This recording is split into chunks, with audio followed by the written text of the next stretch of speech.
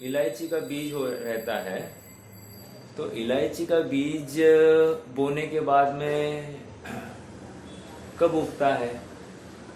कह रहे 1 साल बाद? नहीं। 2 साल बाद? नहीं। 3 साल बाद? नहीं। 12 साल लगते हैं।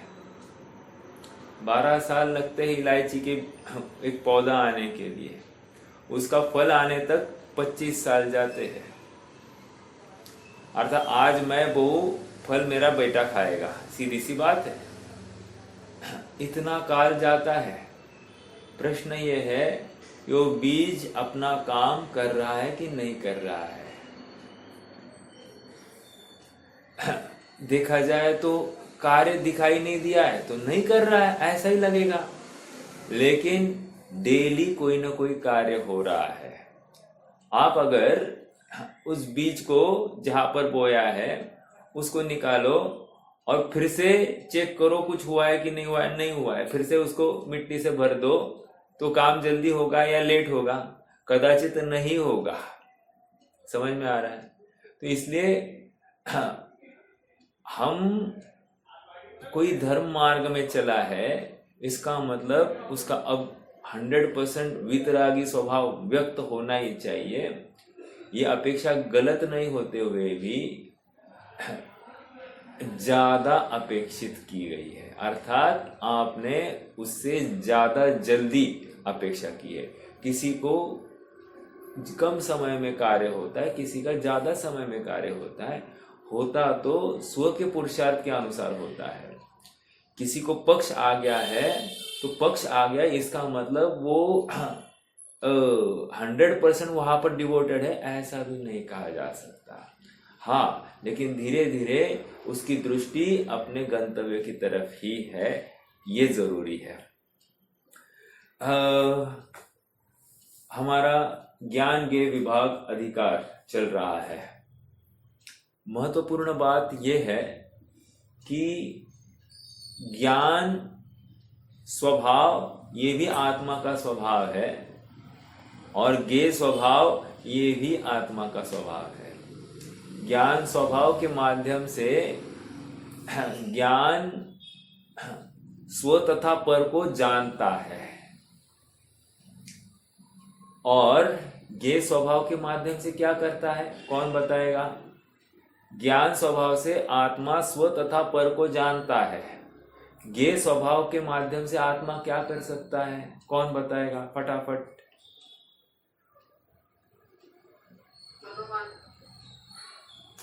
नहीं ना, जानने में आता है।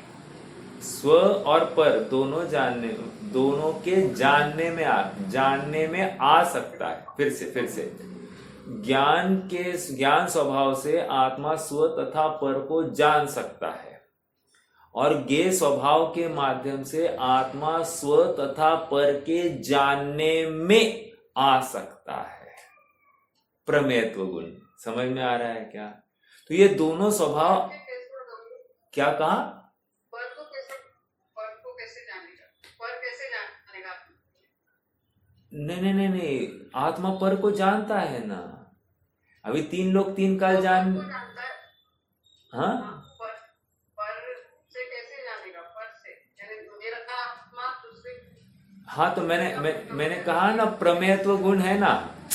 मेरा प्रमेयत्व गुण, ये स्वभाव मेरा है और इस प्रमेयत्व गुण की वजह से मैं दूसरे के ज्ञान का ज्ञेय बनूं, ऐसा हो सकता है।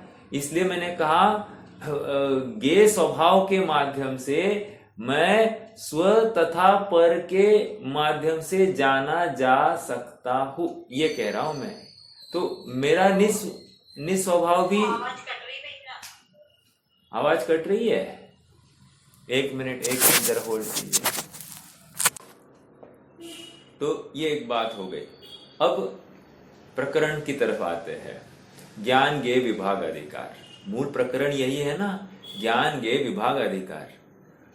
तो यहाँ पर मूल प्रयोजन क्या है? हमको ज्ञान और ज्ञेय का विभाजन करने के लिए कहा गया है।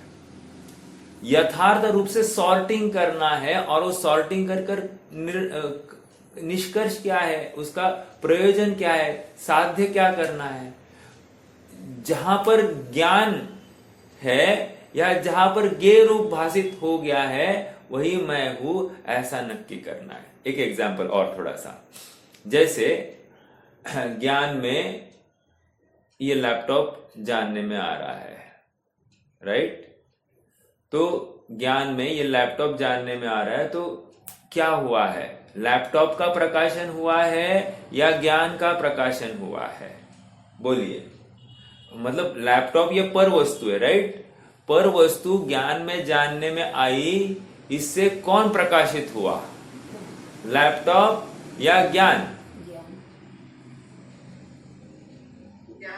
राइट। तो ज्ञान हुआ है प्रकाशित, तो पर के माध्यम से भी ज्ञान ही प्रकाशित हो रहा है और स्व के माध्यम से भी ज्ञान ही प्रकाशित होता है। एक महत्वपूर्ण बात, हाँ, लेकिन पर प्रकाशीपन आया, पर को प्रकाशित करने के पीछे वो अनुभव नहीं है, लेकिन स्व जैसे ही प्रकाशित हो गया उसमें तन्मयता भी उसी जाति की पाई जाती है। स्थूल कथन है लेकिन इसी प्रकार से होता है। तो स्व प्रकाशीपना जब भी होगा उस समय में नियम से स्वभाव में लीन हुआ होना चाहिए। हाँ, पर प्रकाशीपना है उस समय में हो सकता है पर में परत्व हो, इसको भी स्वानुभव कहते हैं, ये मैं समझता हूं। लेकिन जैसे ही पर का प्रकाश हुआ उसमें भी कौन दिखाई दिया, मेरा ज्ञान स्वभाव दिखाई दिया। ये जिसको स्वीकार हो जाती है, जो ये नक्की कर पाता है, फिर अब उसको वस्तु में भेद पाड़ने की सामर्थ्य खड़ी हो गई है। हाँ, भेद पाड़ना है, पाड़ना।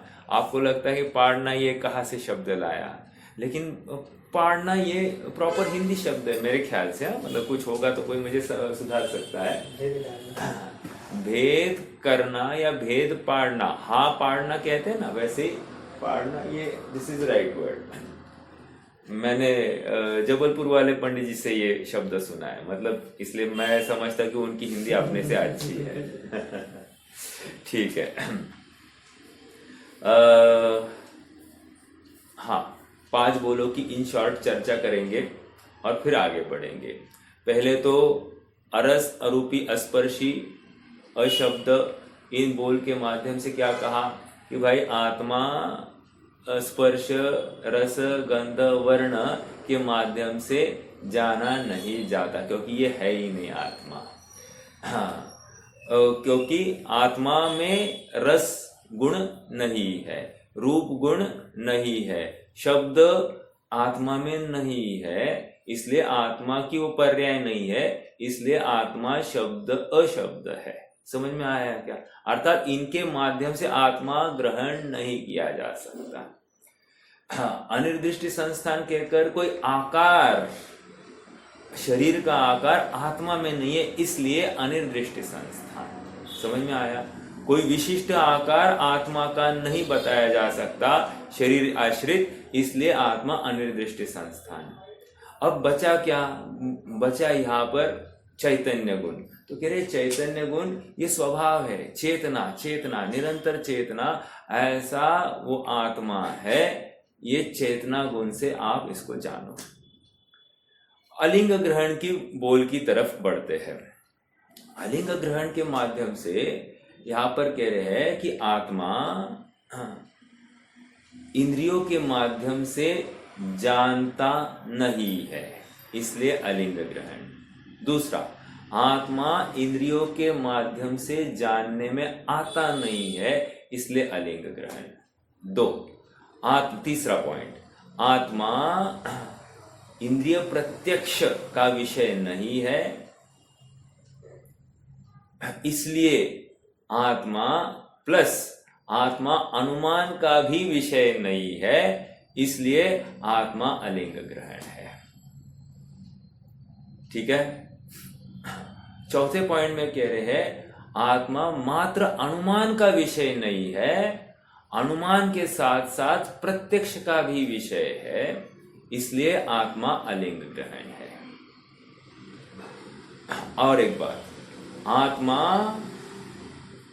पर को भी मात्र अनुमान से नहीं जानता, प्रत्यक्ष से भी जानता है, इसलिए आत्मा अलिंग ग्रहण। 2 पॉइंट के समझ में आया? चौथे और पांचवें पॉइंट में फर्क? चौथा पॉइंट और पांचवें पॉइंट में क्या फर्क है, कौन बताएगा?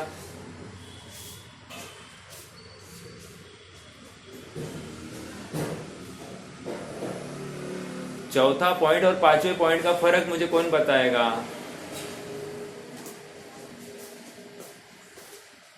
नहीं, आत्मा अनुभव से ही नहीं, अनुमान से ही नहीं, प्रत्यक्ष से भी जाना जाता है। पांचवा पॉइंट। और चौथा पॉइंट?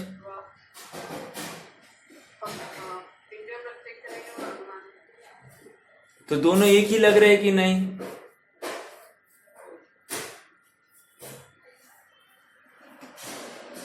फिर से देखो देखो, चौथा पॉइंट है ना, एक तो पर को अनुमान तथा इंद्रिय प्रत्यक्ष से नहीं जानता, ये चौथा पॉइंट है।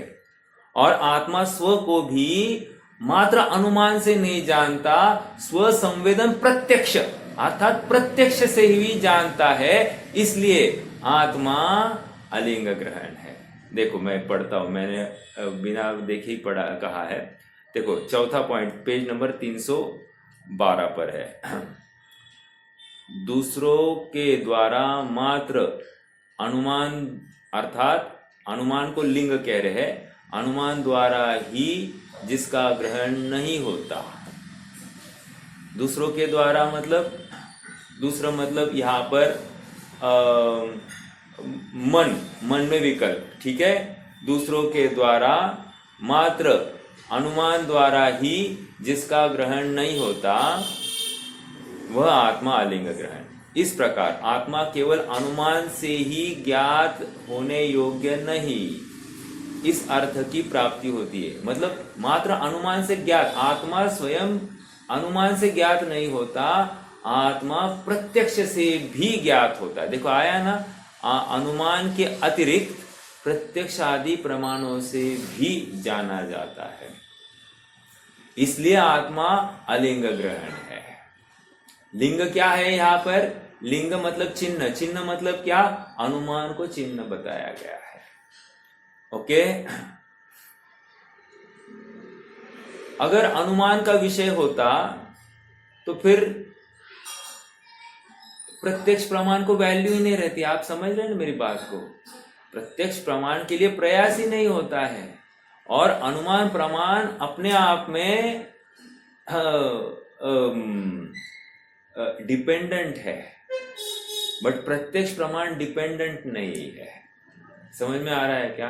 अर्थात अनुमान प्रमाण के पहले वहां पर मन का अवलंबन है, इंद्रियों का साधन है, लेकिन अपेक्षा है निमित्त, लेकिन प्रत्यक्ष ज्ञान में ऐसा कुछ भी नहीं है ना, वो डायरेक्टली जान रहा है। ओके, अब पांचवा पॉइंट, जो मात्र लिंग अर्थात अनुमान से ही पर को ग्रहण नहीं करता। आ रही बात? पर को ग्रहण नहीं करता मतलब इंद्रियों से या अनुमान से पर को ग्रहण नहीं करता, अर्थात पर को जानता नहीं है। पहले चौथे पॉइंट में क्या कहा? आत्मा स्वयं को अनुमान से ही जानता नहीं है, प्रत्यक्ष से भी जानता है। चौथा पॉइंट इजी वे में। और पांचवें पॉइंट में क्या कह रहा है? आत्मा पर को अनुमान से ही जानता नहीं है, प्रत्यक्ष से भी जानता है। पर की बात आ रही है। आप देखो फिर से, जो मात्र लिंग अर्थात अनुमान से ही पर का ग्रहण अर्थात ज्ञान नहीं करता, इसलिए अलिंग ग्रहण है। अरे बहुत अच्छी बातें खुलने वाली है। देखो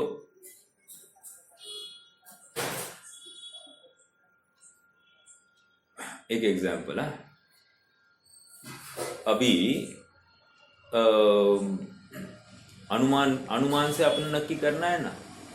अभी मैं जो बोल रहा हूं आप एनालाइज कर रहे हैं, एनालिसिस करने के बाद में आप भी अनुमान ही कर रहे हैं ना कि भैया मान लो आपको समझ में नहीं आ रही, थोड़ी बहुत समझ में आ रही है, तो आप अनुमान ही कर रहे हैं ना कि इनका कहने का तात्पर्य यह होगा। समझ में आ रहा है क्या? तो प्रश्न ये खड़ा हुआ, मैंने कथन किया आपने कथन को सुना, सुनने के बाद में जो ज्ञान हुआ, वो ज्ञान मेरे वचनों के आश्रित है कि नहीं? कह रहे हैं नहीं, ऐसा नहीं है। ना वचन के आश्रित, ना सुनने के आश्रित, ज्ञान ज्ञान के आश्रित है, इसलिए अलिंग ग्रहण है। समझ में आया? एक दूसरी बात, हाँ बोलिए भाभी, प्रश्न है क्या? भैया अनुमान से सिर्फ ज्ञान ही होगा क्या? अपना कानून के लिए प्रत्यक्ष ही हो सकती है मन से? राइट। मतलब क्या, मान लो हमने आत्मा का अनुमान किया, राइट, कि आत्मा स्वपर प्रकाशी है, आत्मा पर का अवलंबन लेता नहीं, लेकिन ये अनुमान क्या है? विकल्प है कि नहीं? मन के ही लेवल पर है ना। तो इससे लाभ क्या हुआ? लाभ नहीं हुआ। क्यों? क्योंकि वो मानसिक ज्ञान है। मानसिक ज्ञान मतलब क्या?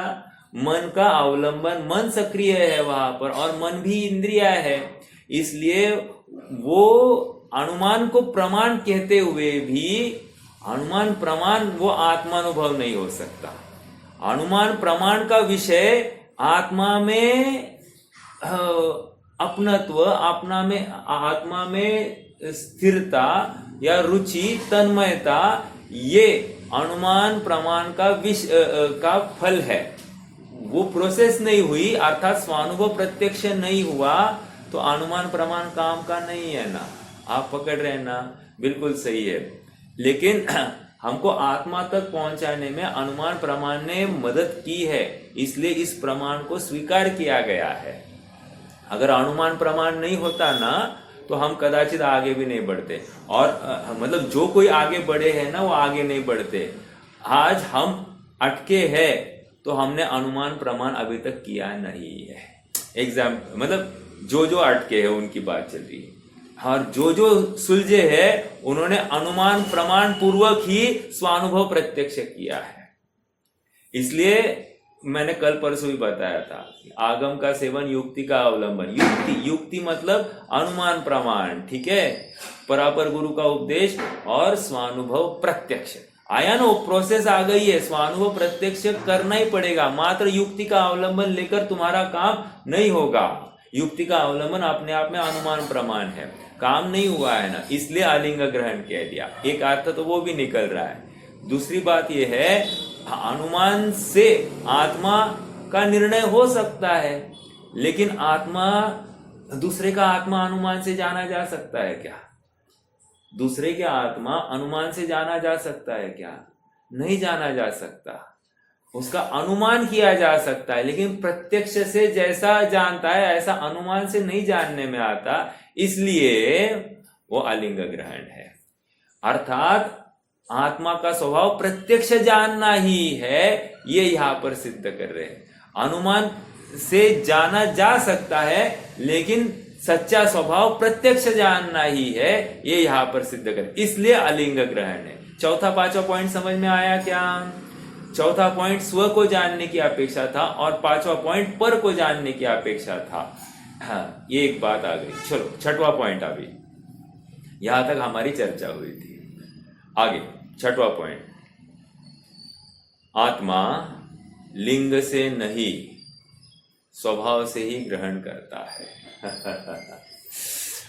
देखो 5 पॉइंट्स जो हुए हैं ना, 5 पॉइंट में आत्मा इंद्रियों के माध्यम से नहीं जाना जाता, तो नहीं जाना जाता, इंद्रिया या अनुमान के माध्यम से नहीं जाना जाता, तो वहां पर नास्तिपरक कथन किया, आत्मा ऐसा जाना नहीं जाता, इसलिए अलिंग ग्रहण है। अब यहां पर क्या कह रहे हैं, सबका समेशन करके अब कह रहे हैं, देखो आत्मा लिंग से नहीं, कॉमा, लिंग से नहीं मतलब पहले 5 पॉइंट की बात आ गई। ओके, आगे स्वभाव से ही ग्रहण करता है। फिर से, आत्मा स्वभाव से ही ग्रहण करता है, लिंग से ग्रहण नहीं करता, अर्थात जानता। इस प्रकार आत्मा प्रत्यक्ष ज्ञाता है, ऐसे अर्थ की प्राप्ति होती है।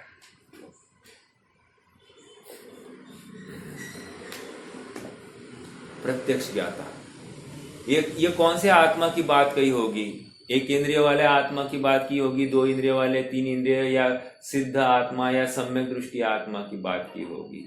सम्यक ज्ञानी आत्मा की बात की है या 8वें नय का विषयभूत आत्मा की बात की है? क्या किया है? 6वां पॉइंट पढ़ के लास्ट लाइन फिर से पढ़ूं मैं, लास्ट लाइन देखो क्या कह रहे हैं। इस प्रकार आत्मा प्रत्यक्ष ज्ञाता है, इस अर्थ की प्राप्ति होती है। ये प्रत्यक्ष ज्ञाता कौन सा आत्मा है? प्रश्न तो मेरा ये है, संसारी आत्मा की बात कर रहे हैं या सिद्ध आत्मा की बात कर रहे हैं? किसकी बात कर रहे हैं? या सभी आत्माओं की बात कर रहे हैं?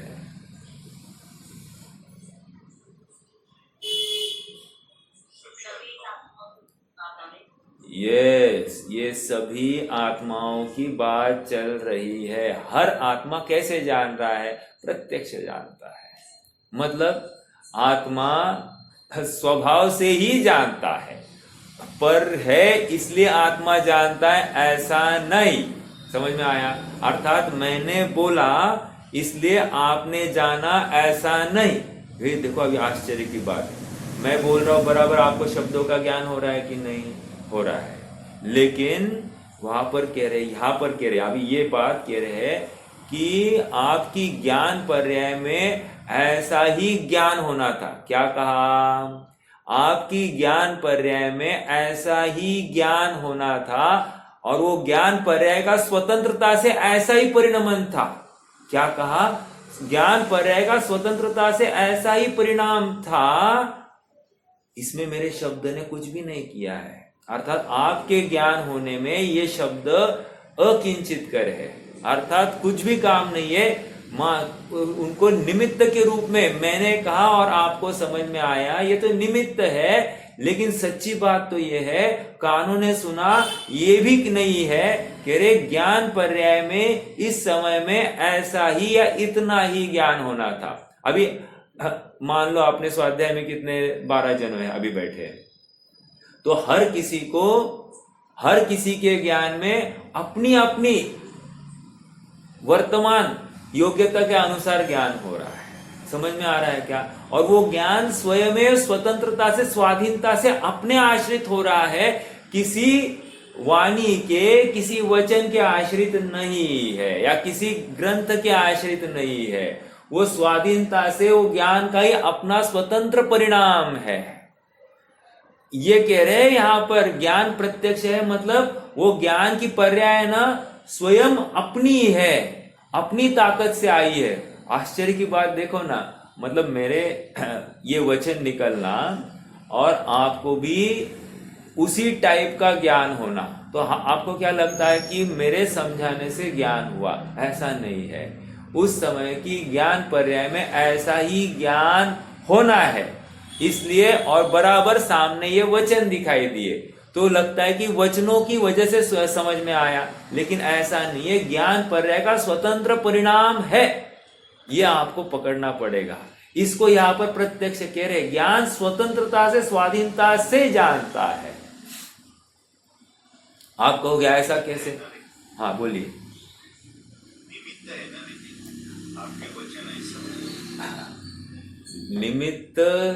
निमित्त है इसलिए ज्ञान हुआ है, ऐसा नहीं।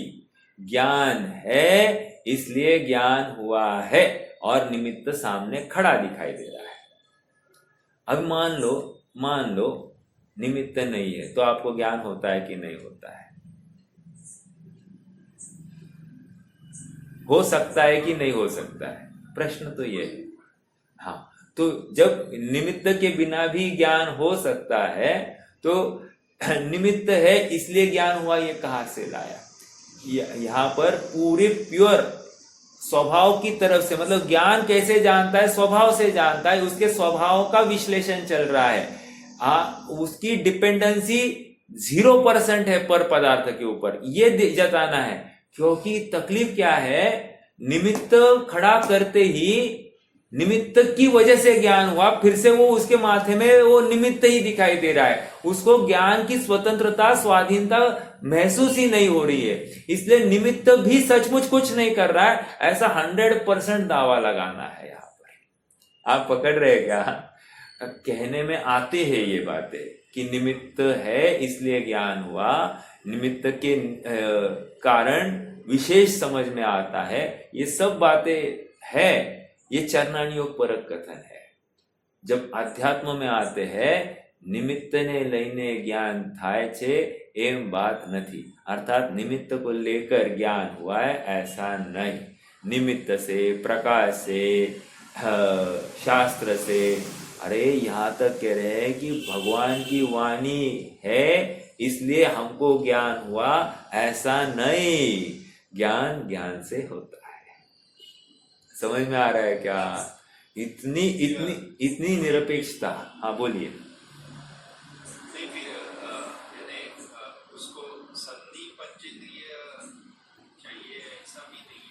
ऐसा भी नहीं है। हाँ हाँ हाँ, ये छठा बोल जो है ना, ये कह रहे प्रत्यक्ष अपने से हो रहा है। अभी जितना उगाड़ हो रहा दिख रहा है वो उतना उगाड़ दिखने दो, लेकिन वो अपने से हो रहा है, अन्य को लेकर नहीं हो रहा है, ये कह रहे हैं। और सुनो, जिस समय में जितना जो ज्ञान हो रहा है ना, वो ज्ञान पर स्वयमेव हो रही है, स्वयमेव। जैसे मान लो भोजन सामने खड़ा है इसलिए भोजन का ज्ञान हुआ ऐसा नहीं, या भोजन का टेस्ट किया इसलिए भोजन का ज्ञान हुआ ऐसा नहीं। बस या फिर भोजन सामने है इसलिए भोजन ग्रहण करने का भाव, मतलब भाव हुआ ऐसा ज्ञान हुआ, ऐसा भी नहीं है। बराबर मुझे ज्ञान होता है और उस समय में भोजन सामने होता है, खत्म। मतलब वो ज्ञान और भोजन की काल प्रत्याशक्ति है। वैसे ही आपको आपके ज्ञान का उघाड़ और उस समय में शब्द, वो दोनों की समय एकता है, समयों की एकता है। लेकिन ज्ञान स्वतंत्रता से परिणमित हुआ और ये शब्द स्वतंत्रता से परिणमित हुए हैं, ये बात है। और हमको क्या भ्रम होता है कि ये शब्द है इसलिए ज्ञान हुआ, लेकिन ज्ञान स्वतंत्रता से उस समय में वैसे परिणमित हुआ है, ये यहां पर समझा रहे हैं। जबरदस्त पॉइंट है। हाँ हाँ, ये जो ज्ञान हुआ जो बोल रहे हैं, वो अनुभूति का बोल रहे हैं या इंफॉर्मेशन मिला, नॉलेज मिला? यानी एक इंद्रिय को भी अगर ज्ञान हुआ तो उसको अनुभूति हुई ऐसे बोलता है? नहीं नहीं नहीं नहीं, यहाँ अनुभूति की बात कर ही नहीं रहे हैं। जो जाननपना दिखाई दे रहा है ना, वो जाननपना जितना भी उघाड़ है वो स्वयमेव अपने में से है, अपने से है। उसको दूसरा सामने खड़ा है इसलिए ज्ञान होता ही नहीं है, ये कह रहे हैं। कोई भी जीव एक इंद्रिय से लेकर, मतलब यहाँ अनुभव की बात नहीं कर रहे हैं। जो कोई जाननपना हुआ है वो स्वभाव से प्रत्यक्ष हुआ है, ये कह रहे हैं। एक सूत्र है, स्वावरण क्षयक्षम लक्षण योग्यता ही प्रतिनियतमार्थम व्यवस्थापयति। क्या कह रहे हैं? स्वावरण क्षयोक्षम लक्षण योग्यतया ही प्रतिनियतमार्थम व्यवस्थापयति। प्रतिनियतमार्थम व्यवस्थापयति मतलब क्या? वो व्यवस्था भवितव्यता है, एक शब्द है उसमें, मैं पूरा सूत्र नहीं कह पा रहा हूं। तो भवितव्यता स्वयं वो व्यवस्था करती है। किसकी? ज्ञान किस समय में किसको जानेगा, इसकी व्यवस्था भवितव्यता कर रही है। अर्थात उस ज्ञान की भवितव्यता ही वो व्यवस्था कर रही है। अर्थात ज्ञान उस समय में उतना ही जानेगा और वो स्वयं स्वतंत्रता से, स्वाधीनता से, अपने में से प्रकट होने वाला है। पर वस्तु आई है इसलिए नहीं है। आ रहा है क्या? स्वावरण क्षयक्षम लक्षण योग्यतया है, तो वो योग्यता ही है कि वो स्वयमेव जानेगी, स्वयमेव जानेगा। ये ज्ञान का अपना स्वतंत्र कार्यक्रम है। तो जानना मतलब सम्यक दर्शन की ना, अनुभूति होना मतलब तो एक इंद्रिय को... नहीं नहीं नहीं नहीं नहीं, यहाँ पर जानना मतलब सम्यक दर्शन की बात नहीं चल रही है। ज्ञान काम कैसे कर रहा है ये समझा रहे हैं। ज्ञान स्वभाव समझाया जा रहा है। अनुभूति वो बाद में वहां पर आपको अपने ज्ञान की महिमा आ गई, अपने ज्ञान की स्वाधीनता या ख्याल में आ गई। ज्ञान परतंत्र बिल्कुल भी नहीं है, रंच मात्र भी पराधीनता इस ज्ञान में नहीं है, इतनी महिमा आपको आ गई। तो फिर वहां पर गिड़गिड़ाना, पराधीन होना, ऐसे शब्द नहीं दिखाई देते। वहां पर पूर्ण भू स्वतंत्र निश्चल निष्काम, स्वतंत्रता का वहां पर आविर्भाव हो जाता है और वो आविर्भाव में अनंत उल्लास उमड़ता है और उस उल्लास के बल पर ये स्वभाव को ध्याता है, अर्थात अपने आत्मा को ही ध्यान लेता है। अब उसको पर का आश्रय की आवश्यकता भाषित नहीं होती है। समझ में आ रहा है क्या? जैसे द्वादशांग का ज्ञान करना है, एक कौन है, एक व्यक्ति ऐसा है कि वो बहुत शास्त्र पढ़ेगा और काम करेगा, राइट। और दूसरा व्यक्ति क्या है, मेरा जानन स्वभाव है और इस जानन स्वभाव में 3 लोक 3 काल जानने की ताकत है। इतना जानकर वो जहां पर जाननपना हो रहा है ना, वही आत्मा है, ऐसा नक्की करके इस ज्ञान आत्मा मतलब ज्ञानात्मक आत्मा में अपनत्व स्थापित करता है। और कालांतर में उस में आ रहा है क्या, द्वादशांग का पाठी भी आत्मा के आश्रय से होता है, अर्थात ज्ञान स्वयमेव प्रकट हो जाता है। शास्त्र पढ़ा इसलिए ज्ञान हुआ, ये निमित्त का कथन, लेकिन ज्ञान का ऐसा ही उगाड़ होना है, ऐसी इसकी स्वयमेव योग्यता है। देखो आपको और एक तर्क देता हूं। मान लो अभी ये आपको पता है, ये आलिंग ग्रहण का विषय मैंने 10 साल पहले पढ़ा था। अभी 10 साल पहले मुझे कुछ भी समझ में नहीं आया था, कुछ भी समझ में नहीं आया था। तो प्रश्न है, कुछ भी समझ में नहीं आया था मतलब इसका भाव भासना नहीं हुई थी। और 10 साल के बाद में मैंने अभी ही पढ़ा है फिर से, ऑनेस्टली, मतलब अभी जो प्रकरण चल रहा है ना, आज ही मतलब वर्तमान में ही पढ़ रहा हूं मैं, मतलब 10 साल के बाद में मैं आज ही पढ़ रहा हूं। आज मैं इसका उघाड़ भी कर पा रहा हूं। कारण क्या है? मैंने ज्यादा बार पढ़ा इसलिए नहीं, यहां पर कह रहे हैं ये आलिंग ग्रहण का विषय का उघाड़ जो कुछ हो रहा है मेरे ज्ञान में, वो ज्ञान का अपना स्वतंत्र परिणाम है, वो प्रत्यक्ष ज्ञान ने काम किया है। समझ में आया? उस समय में नहीं हो रहा था, जो हो रहा था वो उस ज्ञान का स्वतंत्र काम था। अभी जो हो रहा है ये स्वतंत्र काम है। उस समय में ज्ञानावरण आड़े था, आज ज्ञानावरण आड़े नहीं है, ये भी बात नहीं है। समझ में आया? मैंने ज्यादा पढ़ाई की, ये भी बात नहीं है। यहां पर कह रहे जो कुछ हुआ है स्वतंत्रता से ज्ञान ने अपना काम किया है, प्रत्यक्ष। समझ में आई अभी बात? ये इतनी सी बात है। मतलब हमको लगता है ना कि क्यों नहीं हो रहा है, क्यों नहीं हो रहा है, ज्ञानावरण का प्रॉब्लम है, इसका प्रॉब्लम है, नहीं। ज्ञान स्वतंत्रता से उस रूप परिणाम करता है, खत्म, इतनी सी बात है। ये समझकर क्या है मालूम है? देखो ये स्टेटमेंट सुनकर ना 2 धाराएं निकलेगी, एक प्रमादी हो जाएगा और एक पुरुषार्थी हो जाएगा। जो प्रमादी होना है, जब होना है तब हो जाएगा, इसलिए निठल्ला बैठा रहेगा, ज्ञान का अनादर करेगा।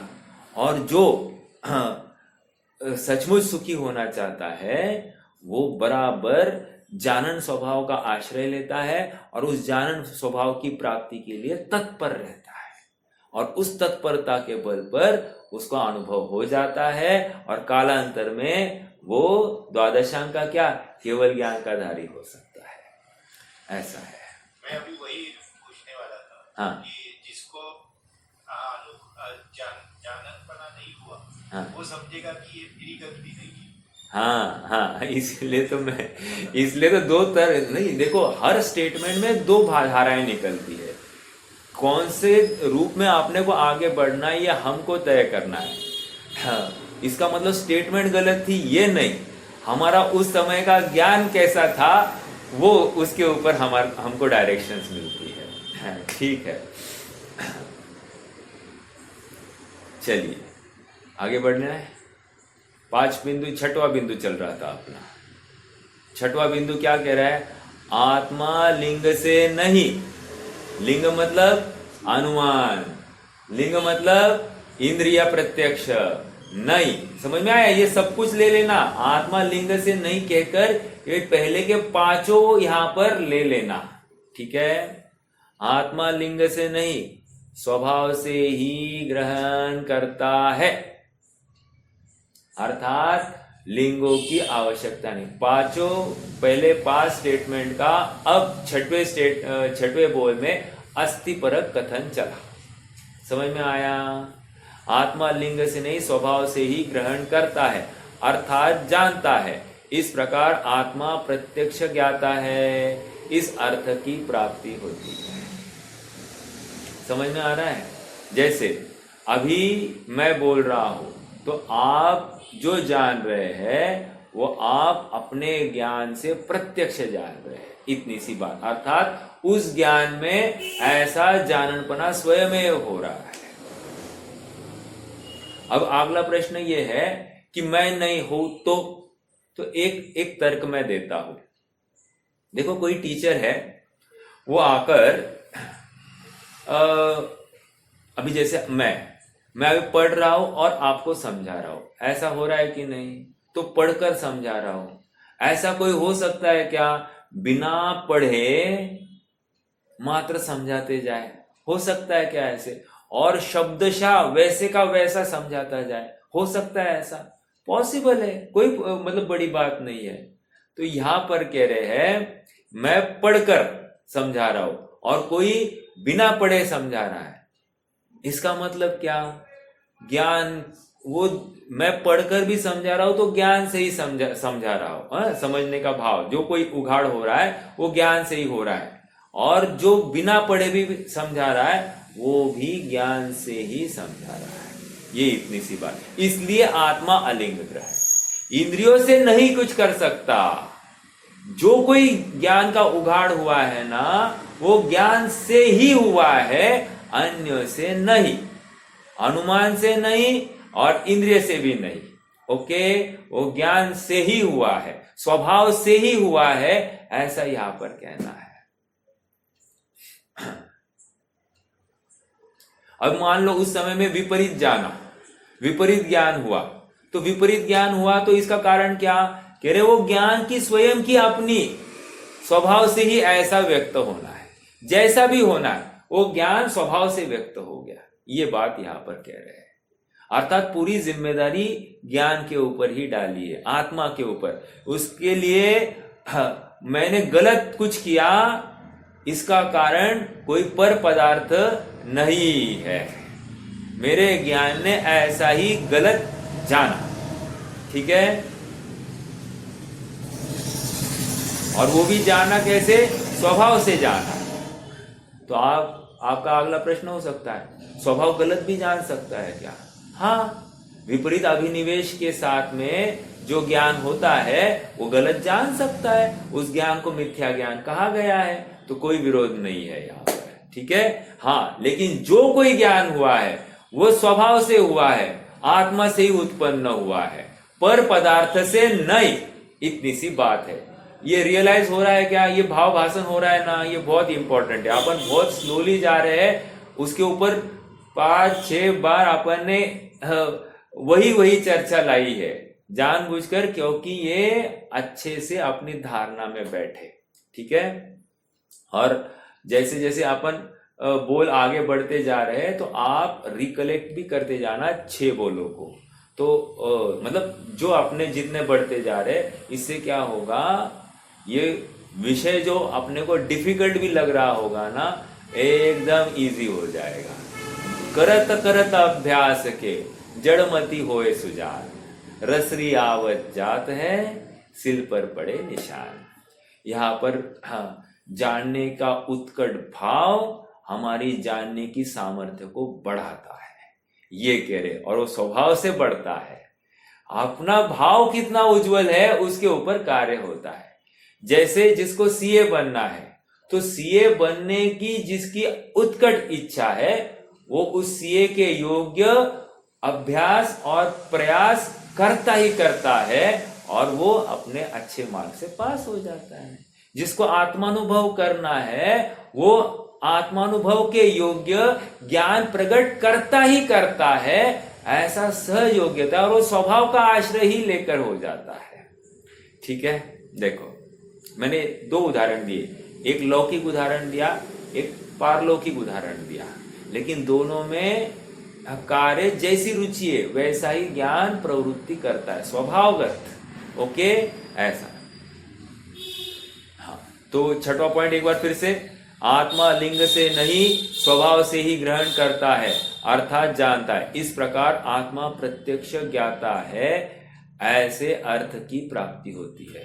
प्रत्यक्ष ज्ञाता का अर्थ इतना ही लेना, इंडिपेंडेंट।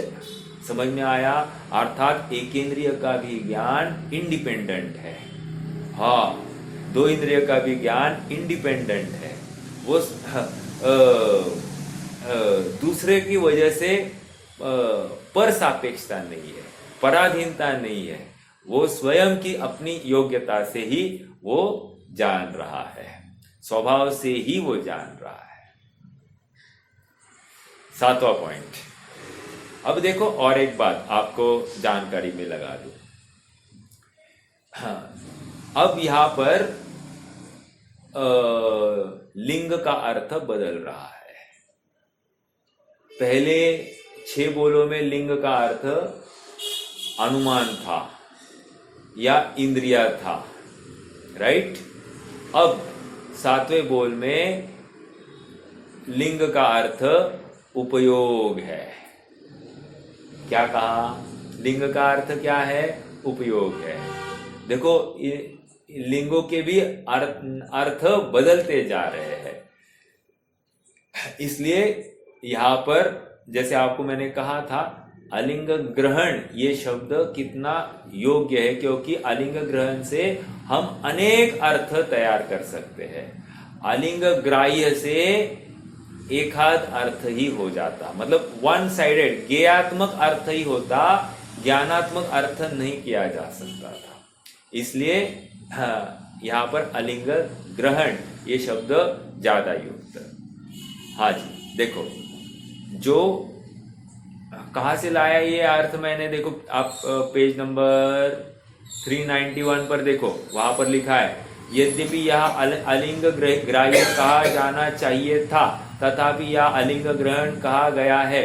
इस बात का संकेत है कि इस विशेषण के अनेक अर्थ है। बस मैंने यहां से आपके साथ में वो प्रूव किया है।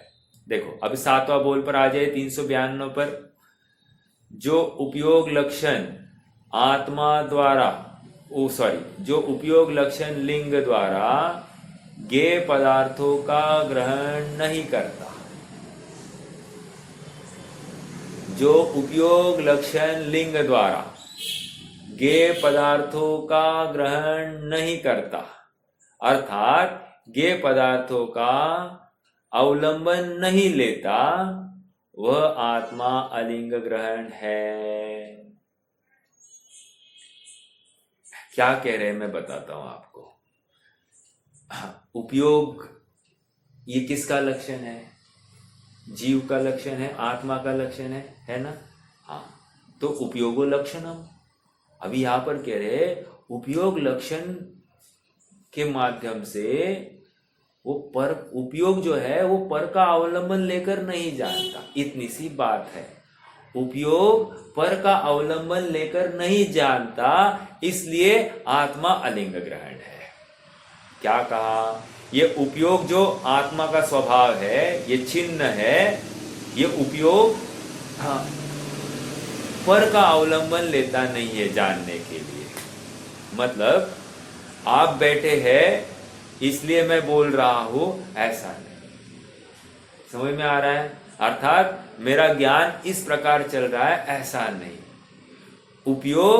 उपयोग का ही अवलंबन लेता है या स्वभाव का ही अवलंबन लेकर जान रहा है, अन्यों का नहीं, ज्ञेयों का नहीं, या जो पदार्थ है सामने उसकी वजह से बोल रहा है, ऐसा नहीं।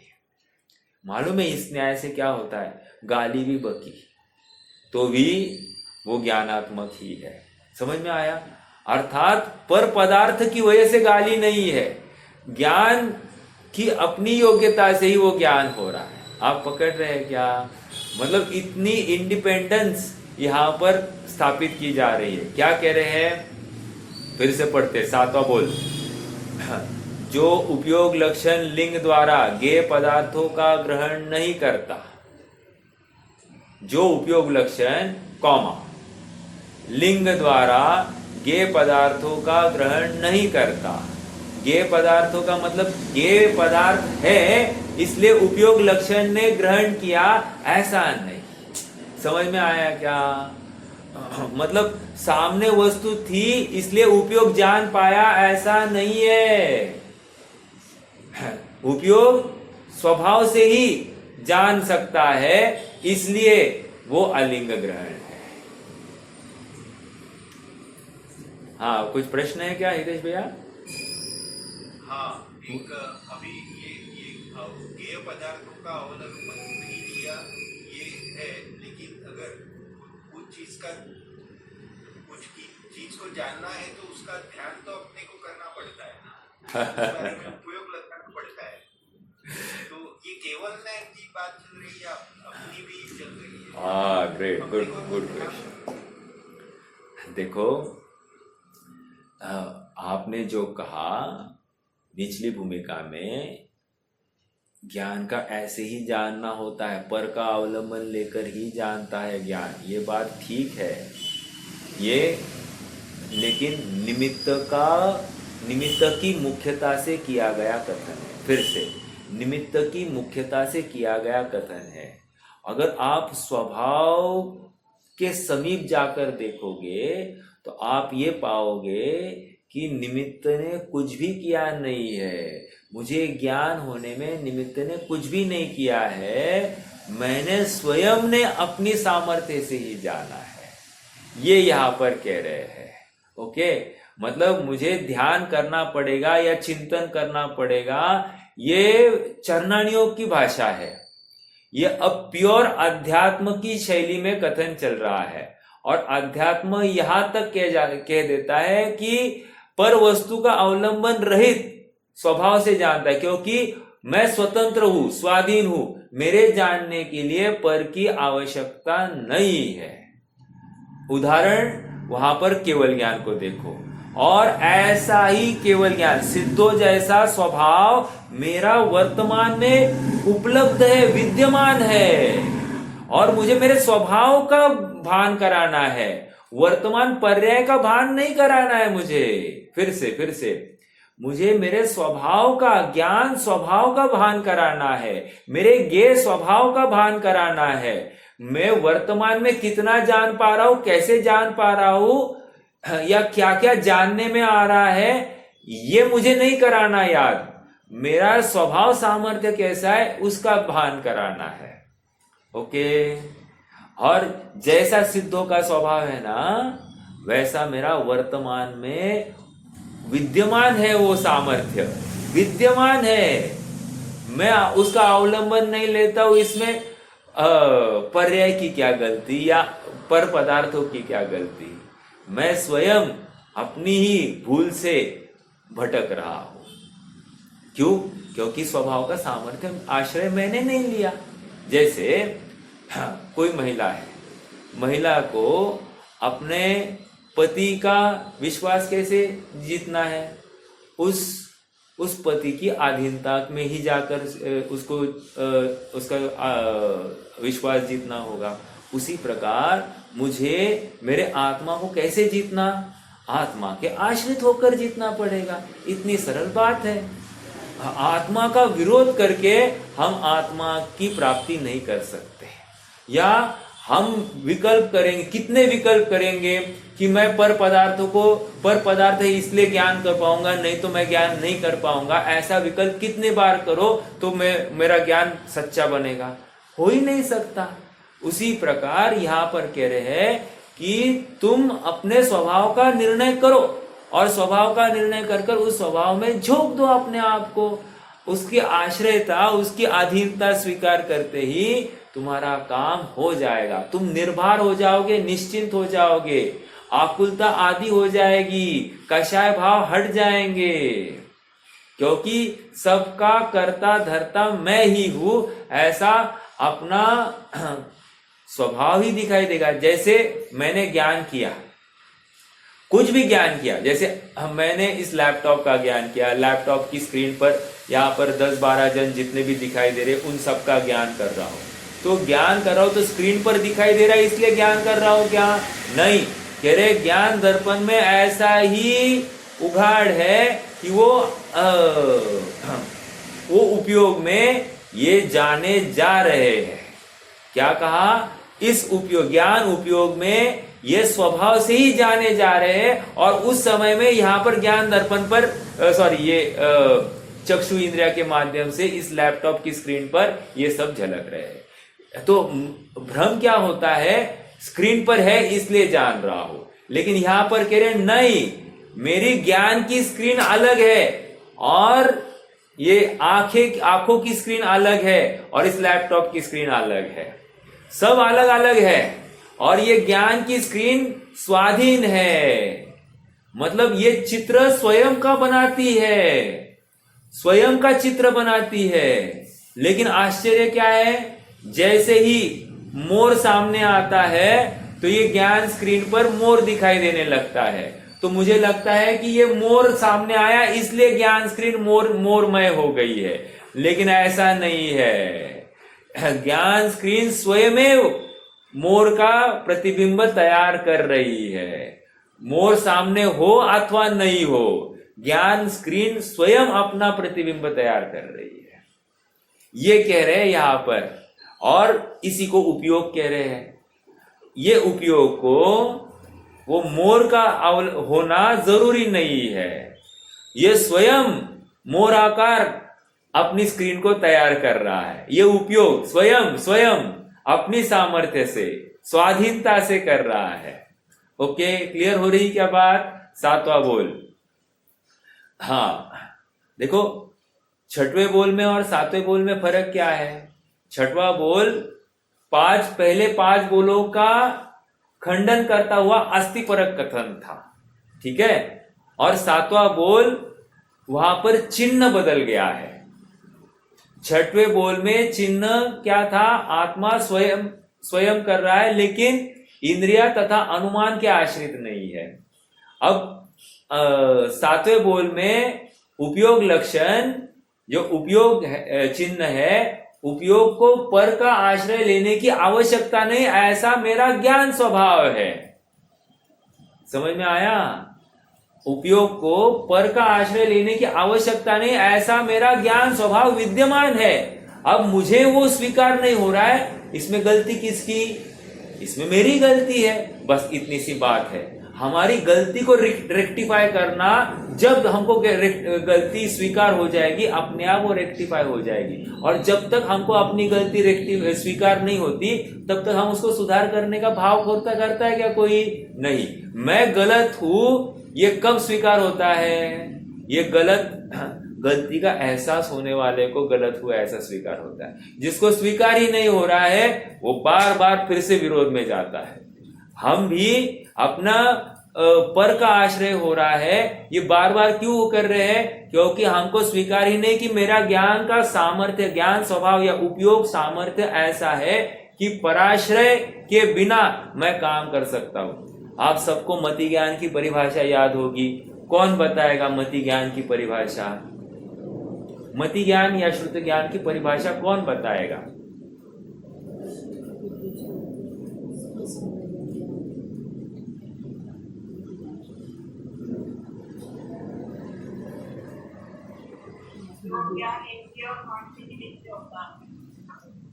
उसको क्या कहते हैं? मति ज्ञान कहते हैं। ठीक है, ये एक आधी परिभाषा कही आपने पूरी परिभाषा नहीं कही।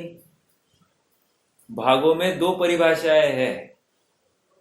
ये बच्चों को सिखाने की परिभाषा आपने बताई।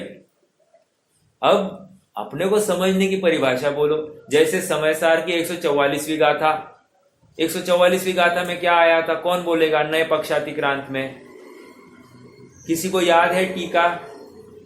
144वीं देखो, जब मैंने आपको पढ़ाया था ना उसी समय मैंने भी पढ़ा है, उसके बाद में मैंने भी नहीं पढ़ा, लेकिन मुझे याद है।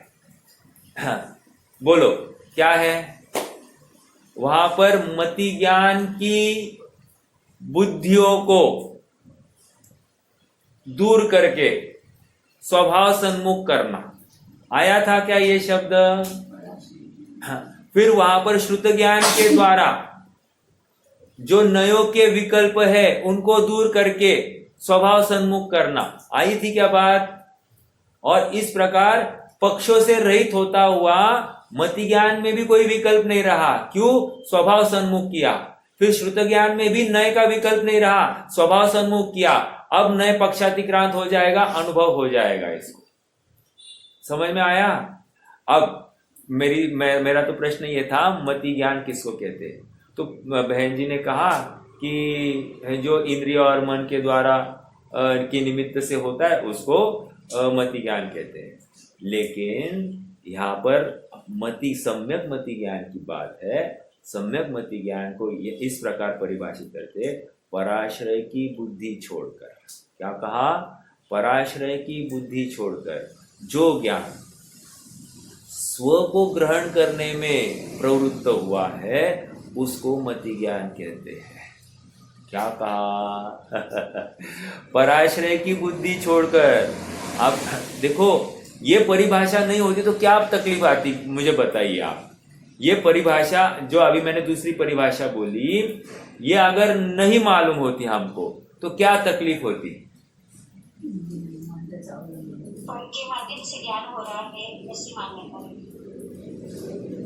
हाँ ठीक है, पर के माध्यम से ज्ञान हो रहा है ये तो रहता। और महत्वपूर्ण बात बोलिए, प्रयोजनभूत।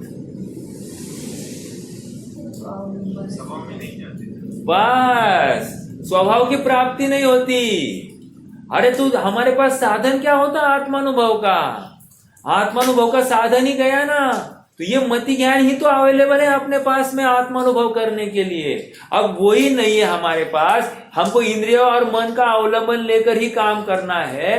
तो अब कब का हमारा काम कैसे होगा?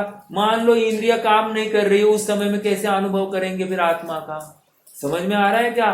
तो इंद्रिया के बिना फिर सिद्ध भगवान कैसे करेंगे? इंद्रिया ही नहीं है तो। समझ में आया? न आप कहोगे उनको मति ज्ञान नहीं, श्रुत ज्ञान नहीं। अरे आप बिल्कुल बात सही है, लेकिन पहले किसी अवस्था में तो होगा कि नहीं होगा, क्योंकि संसार पूर्वक ही मोक्ष हुआ है। अर्थात किसी न किसी अवस्था में उनको मति श्रुत ज्ञान हुआ होगा कि नहीं। उसका अभाव कैसे हुआ? अभाव करने के लिए स्वभाव का आश्रय लेना पड़ता है। स्वभाव का आश्रय जो विद्यमान मेरे पास साधन है मति श्रुत ज्ञान, उनसे ही मुझे काम करना है, दूसरा कोई साधन नहीं है।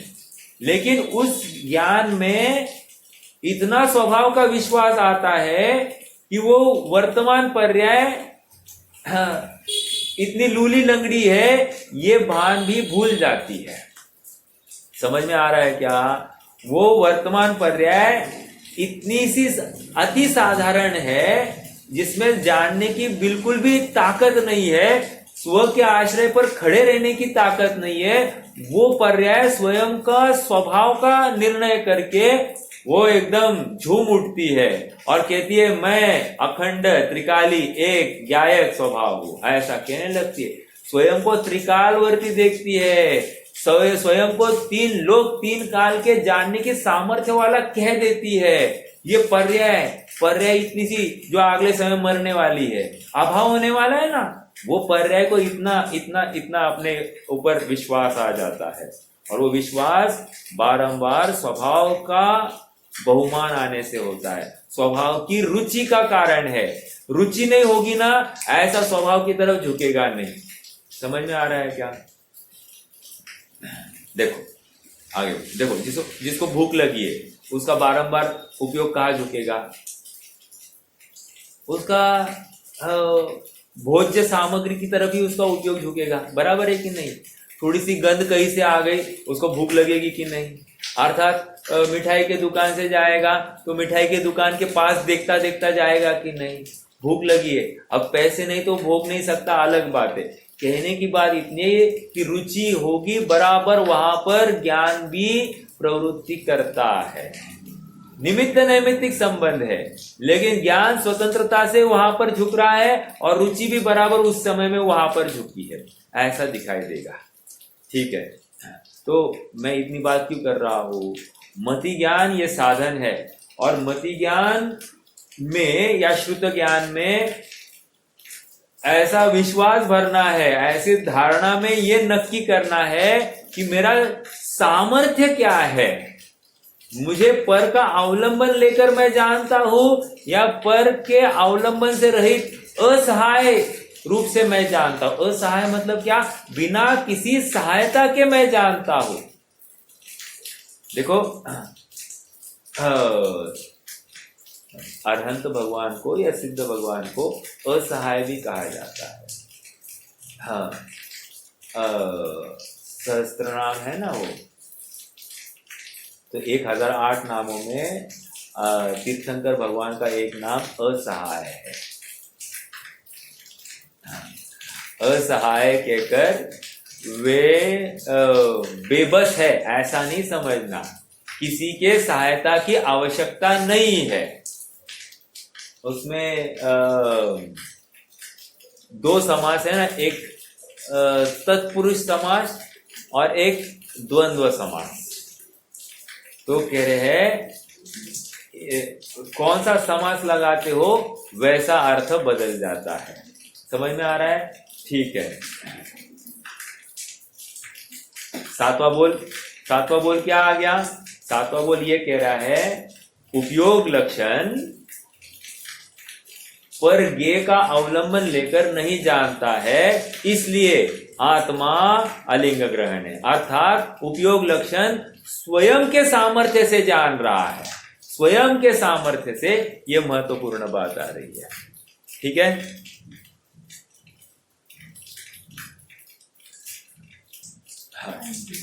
हाँ, समय तो हो गया। अरे 15 हो गए। I am very sorry. रुक जाते हैं, कोई प्रश्न है तो रख सकते हैं।